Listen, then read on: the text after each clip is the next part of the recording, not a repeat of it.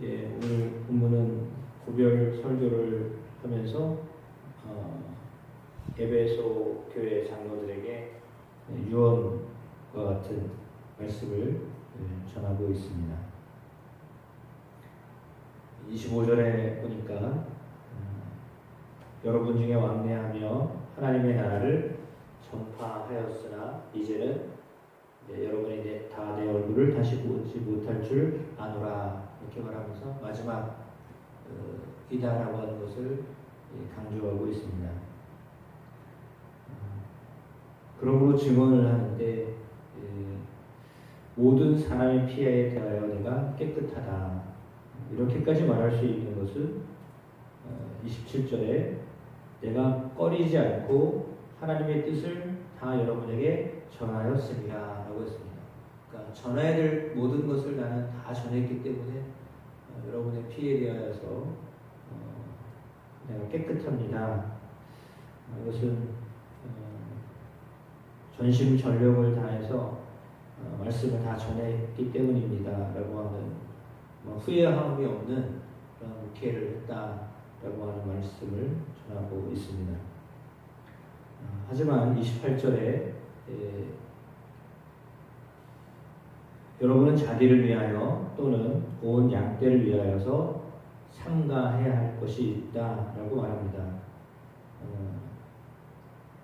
그 이유는 29절입니다. 내가 떠난 뒤에 사나운 이리가 여러분에게 들어와서 그 양떼를 아끼지 아니하며 또한 여러분 중에서도 제자들을 끌어 자기를 따르게 하려고 어그러진 말을 하는 사람들이 일어날 줄을 내가 안다라고 했습니다. 그러니까 두 종류의 사람들이 생겨나는데, 하나는 바깥에서 들어와서 양떼를 이렇게 물고 가는 사람이 생길 것이고, 또 하나는 당신들 가운데 어떤 사람들이 자기 제자를 삼는 사람이 생길 것이다 라고 말합니다. 그래서 그런 사람들이 어그러진 말로 진리를 잘못 가르치는 일이 생길 것이다 라는 말입니다. 바울이 있는 동안에는 그래도 계속해서 그들에게 복음을 재차 반복하면서 말씀을 전했기 때문에 흔들리지 않고 그렇지만, 내가 떠나면 분명히 내가 없는 사이에 이런 일들이 벌어질 것입니다 라고 하는 그런 걱정이 섞인, 우려가 섞인 이야기를 하고 있습니다. 그러므로 이제 31절에 여러분이 일깨어 내가 3년이나 밤낮 쉬지 않고 눈물로 각 사람을 훈계하였던 것을 기억하십시오, 기억하라고 이렇게 권면합니다. 그러니까 바울이 에베소 교회를 어떤 마음으로 쉬지 않고 눈물로 훈계하였다, 각 사람을 훈계하였다라고 했습니다. 그러니까 이것을 어떻게 보면 사실은 이제 대중적인, 그러니까 이런 집회로만 하지 않고요, 각 사람을 향하여서 훈계했다라는 말을 하면 그 말은 어떤 말이냐면 뒤에 나왔나 모르겠는데 개인적으로 만났다는 얘기거든요.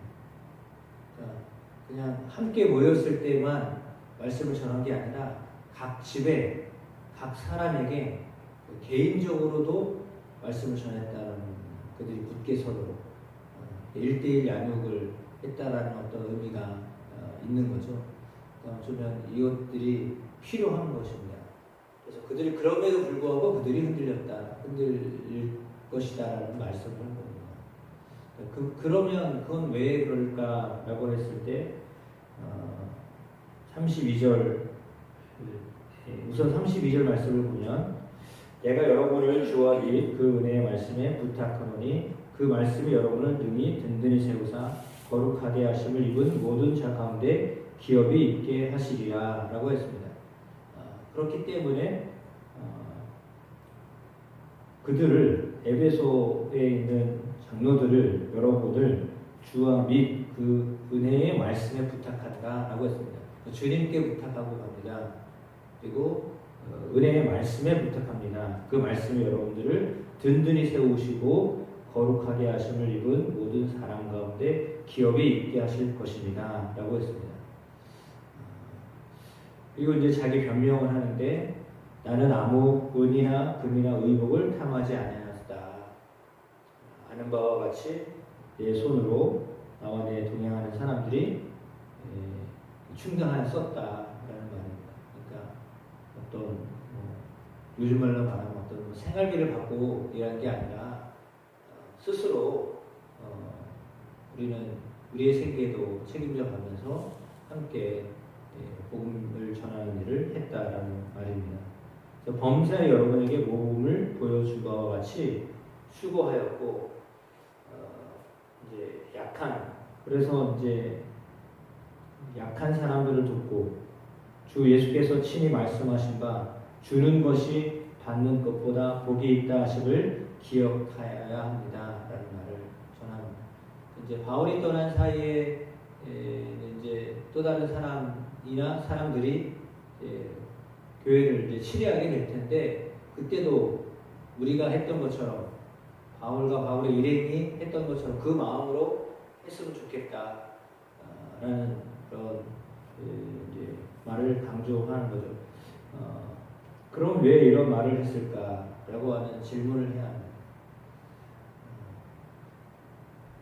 감리교의 뭐 교리와 장정이나 뭐 이런 데에는 사실 목회자를 세우려면 교회가 세워지려면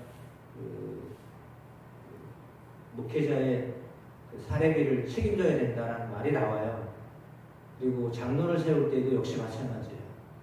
목회자의 사례비나 이런 것들을 감당할 줄 알아야 된다라는 말이 나오거든요. 그런 말이 나오는데 그런 말이 억구가 있지만 그럼 사실은 오늘 본문하고는 전혀 상반된 내용이잖아요. 알아서 해야 된다. 내 다음에 올 사람은 그 일을 자기들이 알아서 책임지고 해야 되는데 라는 말이 나오는데 교리와 장정에 그렇게 쓰지 않거든요. 그래서 지금은 이제 물론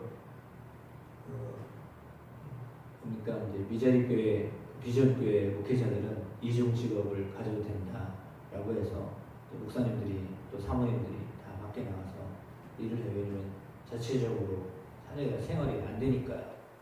이제 그걸 열어놔서 그렇게 합니다. 사실 그렇게 가는 거는 미국이 다 그렇게 하잖아요. 그래서 목사님들도 대부분 이중직하고 사모님 당연히 이렇게 하시고 그렇게 하는데 왜냐하면 그건 그럴 수밖에 없는 것이 소득이 높아지는 세상을 살면 당연히 작은 사례를 가지고서는 살 수가 없으니까요. 그렇게 밖에는 안 되는 거예요. 그러니까 작은 것 가지고 살 수 있는 시대면 상관이 없어요. 먹고 사는 일만 하면 사실은 뭐 그게 아니라 뭐 양육하고 뭐 할 일이 많다 보면 그거는 감당이 안 되는 거잖아요.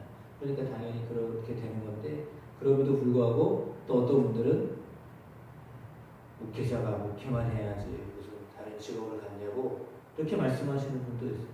그 말이 다 틀린 말은 아니에요. 왜냐하면 그 상황에 따라서 다 그렇게도 하고 이렇게도 하는 건데 그걸 어떻게 보면 상황에 따라 한다고 해야 되는 것이 맞는 건지 믿음에 따라 해야 된다고 하는 건 맞는 건지 정확하게 저도 잘 모르겠습니다. 아무튼 뭐 우리도 제 아내가 일을 하니까 그 말에 대해서 이렇게 어떻게 말할 수가 없을 것 같아요. 근데 어쨌거나 이런 말을 하는 거는 뭐냐면 그 일로 인하여서 말씀이 전해지는 일에 걸림돌이 되지 않기를 원한다라고 하는 의미가 있기 때문입니다. 그러니까 똑같이 일을 한다는 것에 대해서는 그 당시에 일을 하면서도 그리고 말씀을 전했고 그것 때문에 밤낮 쉬지 않고 성도들을 찾아가고 밤에도 찾아갈 수밖에 없었던 상황임을 우리는 이해를 할 수 있습니다. 왜냐하면 낮에는 일을 해야 되니까요. 밤에 가서 또 성도들을 가정에 가고 또 유두보가 밤새 밤새 말씀을 전하다가 떨어져 죽었던 것처럼 그런 일들이 일어날 수밖에 없는 것이 밤에 그 말씀 전하는 일을 해야 하기 때문입니다. 그러니까 그런 전후 상황을 알다 보면 문맥을 알다 보면 이해가 되는데 그걸 모르면 왜 그러나 이렇게 생각할 수 있습니다. 그러니까 낮에 뭔가를 할 수 없으면 밤에라도 하는 거죠. 왜냐하면 말씀을 전하지 않으면 사람들이 그 말씀 위에 서지 못하기 때문입니다. 오늘 본문에도 나와 있는 것처럼 32절 말씀이 어쩌면 가장 중요한 말씀이고 30절 말씀이 중요한 말씀인데 그거는 뭐냐면 주님과 그분의 은혜의 말씀에 부탁을 한다라고 했습니다. 내가 여러분을 주님께 부탁하고 그분의 은혜의 말씀에 부탁을 한다라고 했거든요. 그러면 성도는 사람에게 의지시킨다는 것이 아니에요. 사람이 그 성도를 지켜주는 게 아니에요. 다시 말하면 그냥 목회자가 지켜주는 게 아니라 주 예수께서 그분의 말씀이 지켜주신다는 거예요. 그렇다고 무시하라는 얘기도 아니에요. 그럼 왜냐하면 말씀을 전하는 사람이 누굽니까? 이제는 말씀을 전하는 사람의 그 말씀을 의지하고 그분이 전하는 예수님을 의지해야 된다는 거죠. 근데 대부분의 사람들은 사람을 의지해요. 목회자를 의지하거나 그렇잖아요. 누군가를 의지해요. 자기에게 영향분을 주는 그렇죠. 그런데 그게 아니라는 거죠. 왜? 그분이 전하는 예수님, 그분이 전하는 말씀을 의지해야 된다는 겁니다. 그래야 흔들리지 않고 세워져 간다라는 거죠. 그래서 장로에게 그 얘기를 한 거예요. 누군가를 의지하지 말고 이제 내가 없다고 해서 그 누군가를 세워질 텐데 그를 의지하지 말고 그가 전했던 그리고 내가 전했던 예수 그리스도 그분을 통해서 주어지는 말씀을 의지해라. 그래서 거기를 단단히 세워져라 라는 말씀을 하고 있는 겁니다. 그러니까 사람을 의지하지 말고 그분을 통해서 전해지는 예수 그리스도 그분이 전하는 말씀을 의지해라. 그분을 통해서 세워져야 된다라고 하는 말이 사실은 정확한 바울이 전하는 말씀이에요. 그러니까 사람을 의지하면은 안 되고요. 저도 역시 마찬가지고 여러분도 역시 마찬가지입니다. 누군가를 의지하면 실망하게 되어 있습니다. 그러니까 사람을 보면 실망할 수밖에 없는 것이 사람은 언제나 약점이 있어요. 약한 것이 있기 때문입니다. 저분은 이렇게 기대할 수 있거든요. 사실 여러분이 저를 향하여서 가지고 있는 기대감이 있는데 사실 거기에 못 미치잖아요. 목사는 안 그럴 것 같아요. 저도 역시 마찬가지예요. 우리 양들이 우리 성도들이 이랬으면 좋겠다라고 하는데 사실 그렇지 못하거든요. 그럴 수가 없는 것이 다 완벽할 수가 없기 때문이에요. 죄송하지만 다 완벽할 수가 없어요. 그렇기 때문에 사람을 보면 실망할 수밖에 없어요. 어떤 순간은 실망하게 돼요. 왜냐하면 이런 기대를 가지고 있었는데 그 기대에 부응하지 못하거든요. 사람은 그럴 수밖에 없어요. 그런데 그것 때문에 자꾸 실망하는 거예요. 그냥 이렇게 되거든요. 그게 어쩌면 현실이에요. 그게 맞는 말이에요. 그러니까 바울의 경우에는 밤낮 쉬지 않고 그들에게 말씀을 전했던 건데 왜? 실망시키지 않으려고 했던 거죠. 사실 다 이런 열정으로 하지 못하는 것이 현실이기 때문에 그러나 그럼에도 불구하고 그냥 우리가 명확하게 깨달아야 되는 것은 주 예수 그리스도에게 세워져 있으셔야 된다는 겁니다. 주님의 말씀 위에 세워져 있으셔야지 사람을 보고 자꾸 실망하지 마시기를 축복합니다. 사람을 보면 실망하게 되어 있어요. 그건 목회자나 성도나 똑같아요. 사람 보기 시작하면요 실망해요. 이때는 이렇게 했어야 되는데 왜 저러실까? 그런 마음이 들면요 실망하게 돼요. 그래서 왜냐하면 인간은 부족한 존재이기 때문에 그래서 그 속에 역사하고 계시는 예수님만 바라보시면 됩니다. 예수님이 그 안에서 그 사람에게서 어떻게 역사하시는가 그걸 보시면 돼요. 근데 그러지 않을 때는 사실은 그냥 사람인 거예요. 그냥 사람으로 그냥 살고 있는 거예요. 그러나 그 안에 역사하시는 예수님이 하신 일을 보면 실망하지 않거든요. 그것만 보시면 돼요. 그분을 통해서 아니면 목사님을 통해서 지금 예수님이 일하고 계시구나. 근데 그때 일하시는 예수님을 보시면 되고 그렇지 않을 때는 사실 사람인 거예요. 똑같은 사람이에요. 그렇게 보셔야지 그렇지 않으면 우리는 실족하기가 쉽습니다. 왜? 사람 때문에. 근데 대부분은 겉모습 사람 때문에 실망하잖아요. 차라리 그런 나 교회 안 다닌다 라는 것은 왜 그래요? 사람을 보니까 그럴 거예요. 근데 그 말은 쉬운데 사실은 이게 사람을 보지 예수를 안 보잖아요. 사람들. 저나 여러분이나 사실은 사람을 보지 예수를 잘 안 보려고 그러잖아요. 왜 저러실까? 왜 저럴까? 이러지. 그렇잖아요. 그게 솔직한 우리의 심정 아니에요. 말은 그렇게 하지만 실제로는 사람을 보잖아요. 그러니까 실망하는 거예요. 어떻게 완벽하게 돼요? 완벽할 수가 없어요. 이거 건물을 지었지만 이 건물이 아무리 잘 지었다고 해서 하자 없는 건물이 있어요? 하자 있게 되어 있어요. 왜? 사람이 한 거니까요. 할 수가 없는 거예요. 이 많은 비가 오는데 어떻게 비가 안 새요? 그건 할 수가 없어요. 네. 그건 어떻게 할 수가 없는 거예요. 아무리 잘했어도요, 그 자연이 이렇게 한 것에 대해서 어떻게 감당할 수가 없는 거예요. 사람은 할 수가 없어요. 내가 완전하다 말할 수 있는 사람 한 사람도 없어요. 더군다나 사람이 하는 일에 대해서는 그럴 수밖에 없고. 그러나 우리가 보아야 할 것은 오늘 바울이 이야기하고 있는 것처럼, 그러므로 이제 주 예수와 주 예수 그리스도의 은혜의 말씀 안에 서 있으면 흔들리지 않는다. 그 말이 맞는 말씀입니다. 이것이 진리입니다. 따라서 말씀에 서는 주 예수 그리스도 위에 서는 분, 그리고 그 말씀하심 예수님이 준 것이 받는 것보다 복이 있다라고 하는 말씀을 기억해라. 네. 자꾸 받으려고만 하지 마라. 이 말은 사실은 이제 장로들에게 하는 이야기잖아요. 너희가 받으려고만 하지 말고 주려고 해라. 주는 것이 복이 있다. 주님이 말씀하시지 않았냐. 주려고 해라. 그 말씀을 기억해라. 이 말씀을 하고 있습니다. 그리고 그들은 한참을 울었습니다. 예, 그리고 더욱 근심함으로 그를 배에서 전송하였다라고 했는데, 아름다운 이별을 하는 모습을 보게 됩니다. 정말 떠날 때 이렇게 떠날 수 있다면 참 좋겠다. 한편으로 마음이 상당히 뭉클하면서 또 한편으로는 아름다운 이별이다라고 하는 모습이 보였습니다. 누군가와 떠날 때 마지막이 이런 모습이었으면 좋겠다. 이런 생각을 어제 이제 말씀 준비하면서 그런 생각을 했는데, 성도와 성도도 역시 마찬가지고요. 또 목회자와 성도도 역시 마찬가지고, 사람과 사람과의 관계도 역시 이렇게 마지막의 모습이 너무 아쉬워서 또 너무 걱정이 돼서 이런 마음들이 생겨났으면 좋겠습니다.